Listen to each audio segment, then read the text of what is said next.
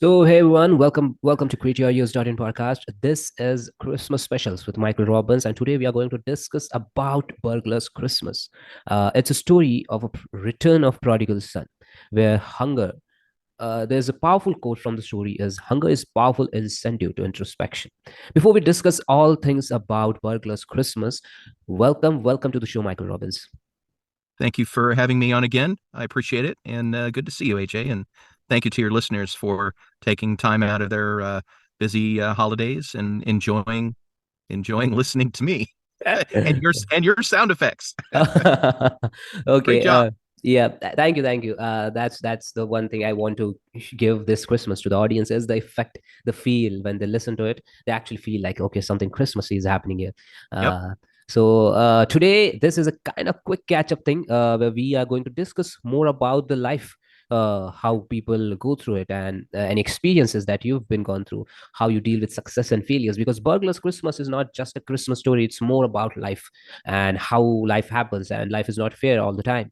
This was a quick catch up. It was not planned, but last moment I thought like we did a 30 minutes interview, and I thought like what can we do with Burglar's Christmas, not focusing more on you but your point of view on life, more on Right. success and failures and how you deal with that. I thought that would be the bigger thing that we can do this Christmas specials. Before we jump on the topics to all the listeners, Burglar's Christmas is I'm just reading out the lines here. It's a story which was written in 1896 by Villa Cather. It was a short story focusing on it's a story of love, forgiveness, and uneasy life set in Chicago. Uh, it's a story of William. Okay, so William is a guy who's the lead, who's the main cast here, and he considers stealing both to satisfy his hunger and to find excitement in his dull life. It's kind of story of a guy who is living on the street and desperate for good meal to eat. It appears that he had a decent life earlier, but experienced several failures that have caused him to be where he is now. He comes across large houses, but that's the thing. I was just reading out some line. I just want to explain a point that he had a very good living. It was not a poor kid who's doing this thing. Rich kid, Sure. prodigal son. His father Yep. and mother has some big amount of cash and money and financial situation good going on. The moment he left the house, he did his college, went out on his own. Every single time he went on, he failed miserably in every single thing. And after that, he actually took a decision to actually now one thing left. How can I get money to live? Robbing people. Yes, desperate for food. Totally Like, desperate. yeah. Yeah. And I now want to know what are your views on the whole story, Burglar's Christmas? Well, it, obviously he went downhill in a major way, and especially being where he ended up in Chicago when it's wintertime there, it's brutal, it's cold, and I could only imagine what it would be like to be homeless, like many people are today, being on the streets in the cold. You have a friend with you. You guys have done things in the past, probably not many good things, and you're desperate and you're hungry, and it's that time of year where you used to know what a good Christmas is like, and now that's all been taken away from you because of your decisions, your hopelessness that you feel inside, and like we mentioned, desperation. And he definitely is at that point where he's just so down on himself because of probably his choices or his things that he's done. Yeah, obviously, as we find out later in the story, some more specifics. But yeah, it is something to think about how you could end up um, Yes. if you are not successful dealing with your failures in life. So, Oh, wow. Yeah, that's a very good take on it. And today is all about how life is. Basically, if you don't fight for it, it's gonna kill you, and it's gonna make you suffer very, very badly. So now, as we all know the storyline of Burglar's Christmas, have you seen such similar storyline? Not exactly what happened with William, but similar situations when you were in the college and school days or growing up after like job and things. Have you seen something happen to people around you, like friends or colleagues? Similar situations, anything related? this is the kind of thing that you hear about after your life is doing pretty well and you're feeling pretty good about yourself. Let's say, like after I graduated from college and things are going pretty good, I've got a job, and then you hear a story from back home about maybe a friend of yours and about what's going on in their life, and then you're going, wow, I kind of have it pretty good compared to them. Yeah. For instance, high school sweethearts, they got, pregnant together. Uh, the girl got pregnant, and now they're desperate. They're trying to, make it, they both have jobs, and they're desperate. And there's a lot of that word is you're hearing that a lot lately. And yeah, growing up, sure. I think we all have those kind of stories from people and friends that we know. And if you're close to them, you try to help them if you can. Mm. If you're part of their world, if there's anything you can do, you will try to help, I would hope. So, Yeah. Okay. Awesome. Got it. Got it. Now, here's a powerful quote from the story: "Is hunger is powerful incentive to introspection." Uh, what are your thoughts on that? well, I'll be honest. I have not been in that desperate situation where I was hungry and on the streets, but um, I can say that um, being without food and being, out on the street by yourself, you probably have a different look on life. And looking in on yourself, whenever you point your finger, there's four pointing back at you. So you have a lot to think about when you're all by yourself. You're trying to control your destiny, your life, and you can't. So hunger is causing you to look in on yourself because you're focused not only on trying to get food and trying to do things to get the food, but also looking back at what caused you to be here, which is what he's doing. And man, that's a hard look, especially that time of year from the life he used to have. Yes. Yep. Uh, Thank you for your wonderful answer to that quote, your views. Now, I focus on the answer that focus on this point, like in early days, now in 2020, not in 2022, in early days, where Yeah, you were like growing up, not knowing what the world is all about, just figuring out stuff and all things in the early phase, 16 to 20, 25, I guess.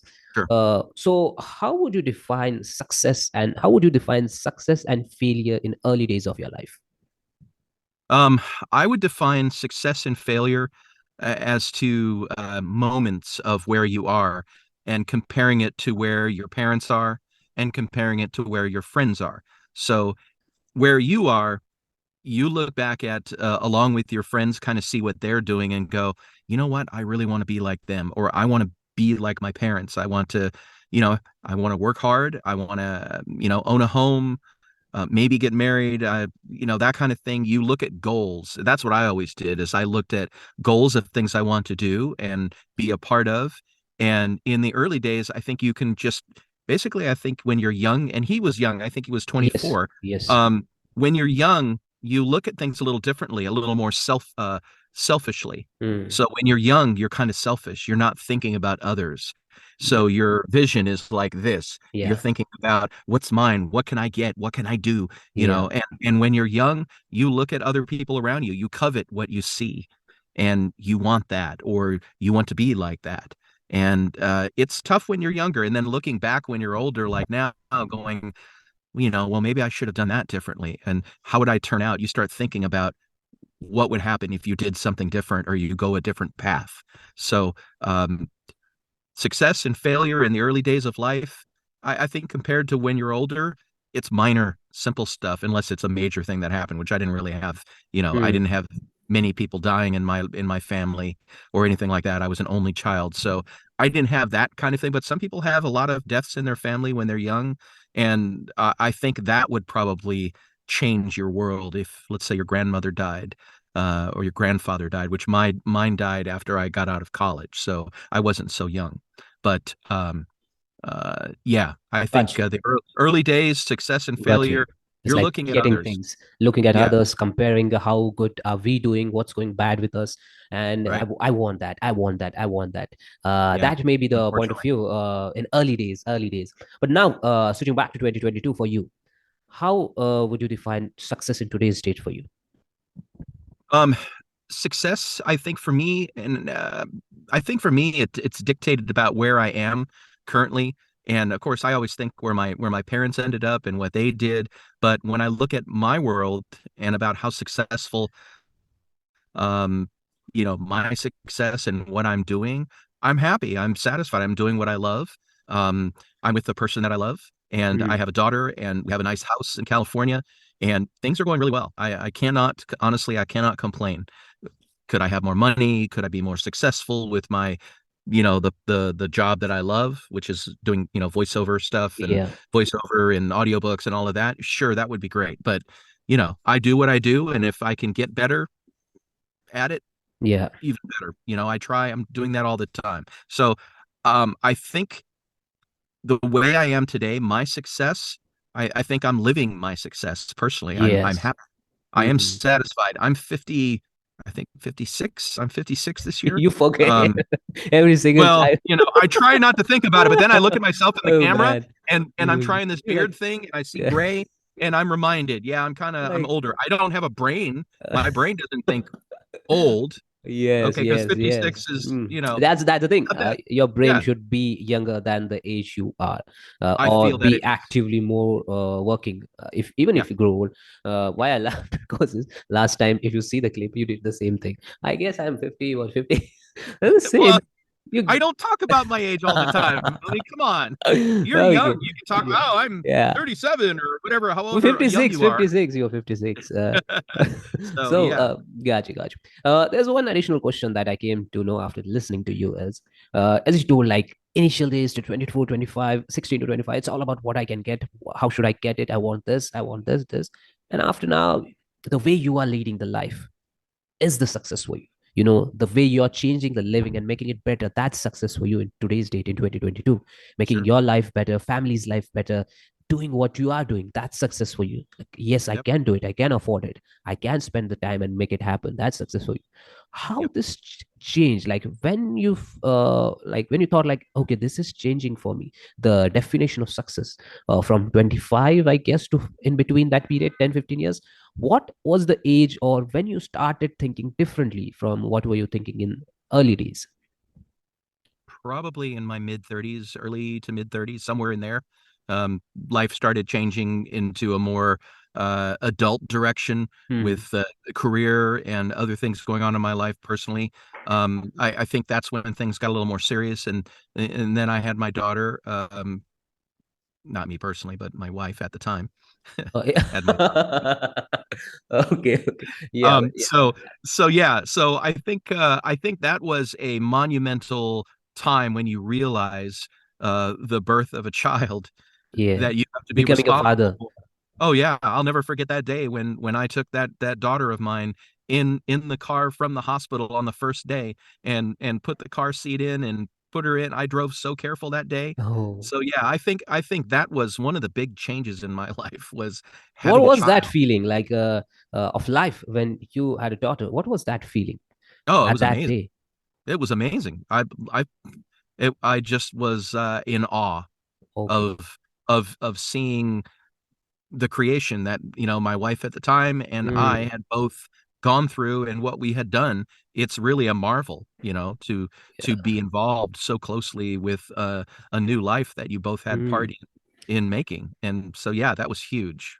Like, That was monumental. I would say that was a yeah, definitely a turning point in the mindset of mindset. seriousness. Yeah. So I just want to know, like, were you shivering at this moment when like happened? Were you more becoming more careful about your own health and life when that child was in your hands? Like, what was going through your mind at that point? I'm just getting into this point. I don't know why, but I'm just curious. Well, because I hadn't been that was my first child that I was involved with and helped create. Um, call it a co-producer. I was co-producing my child, and I don't know. I don't know. It's hard to explain. It's like you had something to do with this, and it's like you hear about it. You're around other kids with your friends. You go to let's say you go to a party at a friend's house and Hmm. they just had a new child in their world, and you don't really know about it until you live it. And I Yeah. think that pathway can really lead you in directions you've never been before. So you're kind of working your way through it. So in addition to the other responsibilities you already had, you have Yeah. this responsibility. Hmm. And yeah, I can see how people get desperate um, when they have to care for somebody extra in their life that was Yes. just born and can do nothing for themselves, and you have to do everything for it. And Mm, that is very sobering. yeah. It's probably a good word, meaning Mm, it just wakes you up and you're like on full alert, and you're like, wow, this has really happened, and it's a big deal. yeah. It is truly life changing. It's kind, if you're not ready, you took it on yourself. That's life now. You took the challenge on yourself to feel that child now.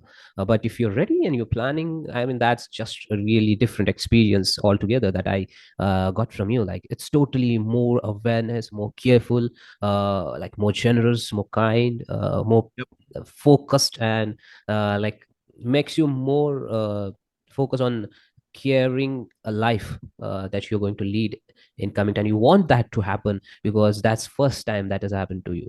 Yes. Okay, we got something different here. I don't know why, Yeah, I don't. but Yeah, yeah. Just focusing on the life, we focus on the birth of the child. Okay. We were on the success and it failures. all really kind of comes together. You can learn from either Yeah. way, right? Yes. So we were talking about success and failures of people, human beings. Now, I just want to know Sure. what's your take on what should humans do when they fail? How should they react? What should be their mental state of thinking? That's a tough one. Yeah. That is a tough one. I think what you are truly made of comes out when you fail.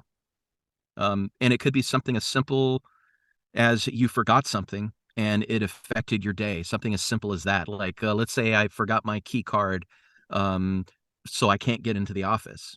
And I Yeah. feel like, wow, that really started my day off Mm, not good. Something mm, as simple and trivial as that, that's a mini failure. That's like a little, it's a blip on the radar. yeah. Another failure would be, hey, I'm driving and I make a mistake and I end up in a car accident. Yeah.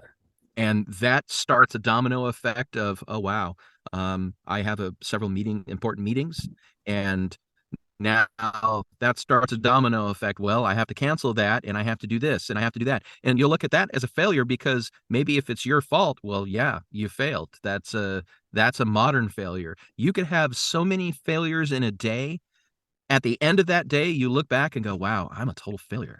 Mhm. I'm having a crappy day. I did a lot of wrong things. Yeah. But you know what? In the reality of it, tomorrow, eight Yeah. hours, 12 hours later, it is a new day, and you can start kind of fresh. Yes. And that's the beauty of it, I guess. Time. And as you Yeah. get older, truly, time does move faster. So Yeah. he's young. He's 24 years old in Mm. this little story, and yeah, he's Gotcha. already done a lot of things, and he's definitely failed. And realizing that is definitely puts you probably Mm. in a worse state of mind. Yeah.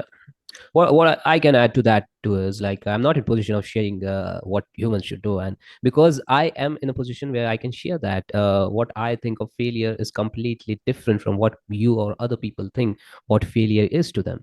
The thing is, what is my failure keeps on changing every month or every year or every 5 years. Today, what I think is was failure. In 5 years, I will not think that was my failure, because the Yeah, point of view changes every single time as humans evolve. So all I can add up to this is, all you can be is more self-aware of yourself, more focus on that, why it did not work out for me, and yep, how your body or how your mind takes up things and how you think of things. Be self-aware, and why it didn't work out can be the solution to change your failure into success. So that's my take on how humans should react. No, that's my simple take. yeah. I'm not something where who should you, but these are the kind of generous advice that everyone gives, being self-aware all the time and why it didn't Try to work be out. positive. Yes. Try to be positive. That really does help. I try to be positive. I wake up in the morning. I'm not grumpy. I normally have a very good outlook, yeah, on life, on the world. I start off the day very, very much in a good mood, and it takes Yeah. a lot to get me upset. And I'm a glass half full person. Try to be. Yeah. So Yep. it's not Yeah. easy. It's not. It's like, now for me, it's like every day what I've imagined I wanted to. I'm just taking a step forward to make it happen for every single day of my life, rather than Sure. losing that. So that's an effort that I'm adding up. Now, where we focus on is your thoughts on importance of time utilization in our 20s. Oh, that's a good one.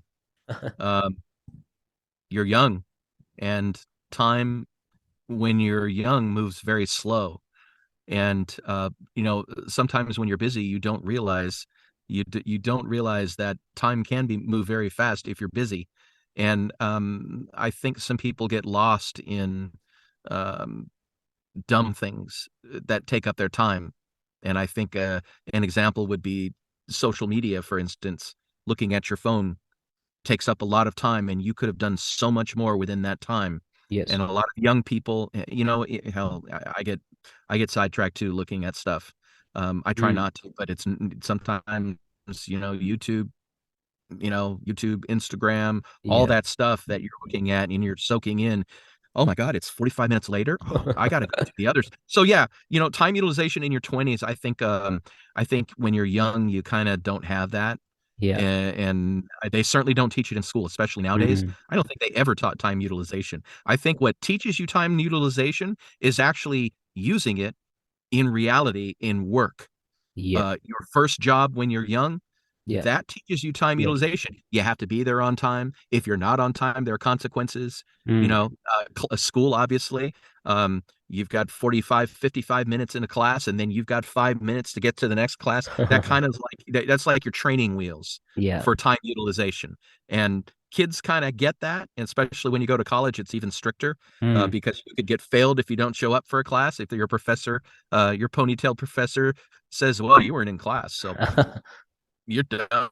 So, Yes. but in high school, you get breaks. In school, you get breaks, but in college, it's reality. But Mm. your job is even the most real Most. thing because, Yes. hey, uh, you don't show up, you don't get paid. Mm. Yep. Simple, Got it. pretty simple. Got it. So, Thank you so much for your valuable advice on the questions and your point of views. Now, here's the last one I want to ask is how do you react when you fail? uh, What's your well, reaction?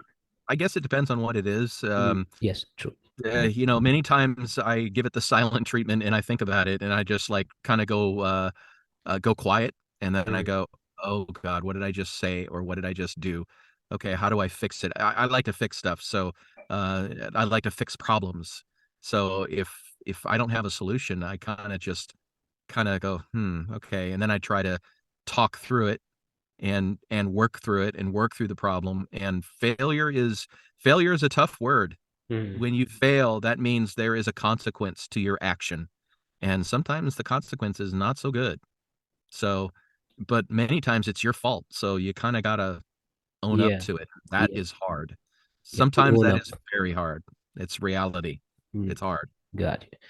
Thank you so much, voiceover artist, our special guest, Micheal Robbins, for being such a wonderful guest for our Christmas specials in 2022. This was very special for me because this is our just second year of growing up the show, and I'm really happy to have you on board. This was our interview, and this was the last interview of Christmas specials with you. We didn't plan this. It came after I gone through the story, and I thought, like, what just to make it more special, more valuable for the audience, like how are they taking up success, failures, and the whole life into that totality, and what's our guest's point of view, as now he's leading a very good life at this moment. So how was he in his 20s and all kind of things. Thank you so much for being such a wonderful guest. This was a catch-up interview for Burglar's Christmas with Micheal Robbins, and make sure you go and check out now. It's already streaming, but make sure you listen. Burglar's Christmas, Sense, Love, and Forgiveness. It's a story which was written in 1896 and now produced on createaudios.in podcast, which features our guest, voiceover artist, Micheal Robbins. Thank you for your valuable time, Mike. Thank you, AJ. Thank you for having me on once again, and enjoy the story. There's lots to get from it, as you just learned about. So Yes, thank you. I yes. hope you get something out of it, and I know I did, and certainly you have a lot of questions about it, and it's definitely thought provoking for sure. So Yep. take care and enjoy. Merry Christmas. Merry Christmas. Merry Christmas, everyone.